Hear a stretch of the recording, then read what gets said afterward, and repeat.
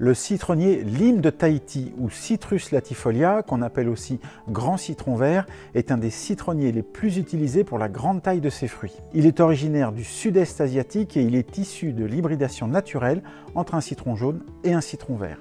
C'est un arbuste qui atteindra les 2 mètres de haut et de large s'il est cultivé en pot.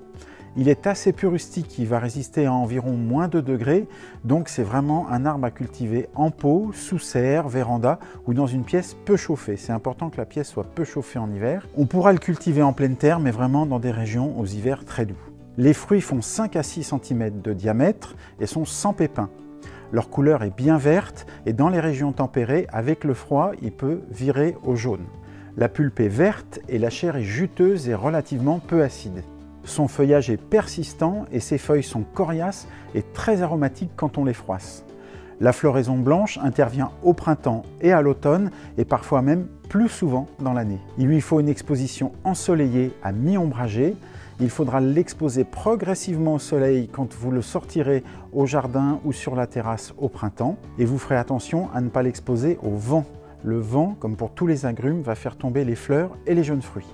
Pendant l'été, il lui faudra de bons arrosages avec si possible une eau non calcaire et l'arrosage devrait être plus modéré en hiver.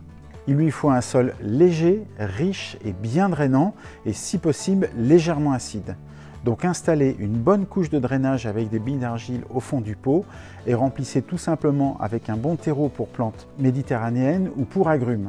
Vous pouvez même rajouter un petit peu de terre de bruyère pour apporter l'acidité dont ils ont besoin. Ne laissez pas votre agrume dans son pot de culture en plastique, mais rempotez-le de préférence dans un pot en terre cuite par exemple, car c'est une matière poreuse, et un pot percé.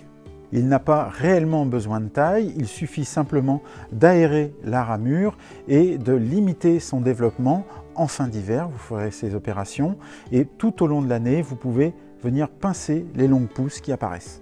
Enrichissez régulièrement le substrat car c'est une variété très gourmande en nutriments.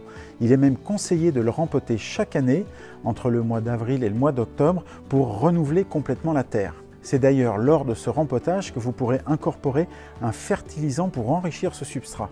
Et enfin, la récolte aura lieu chaque année en fin d'été ou début d'automne.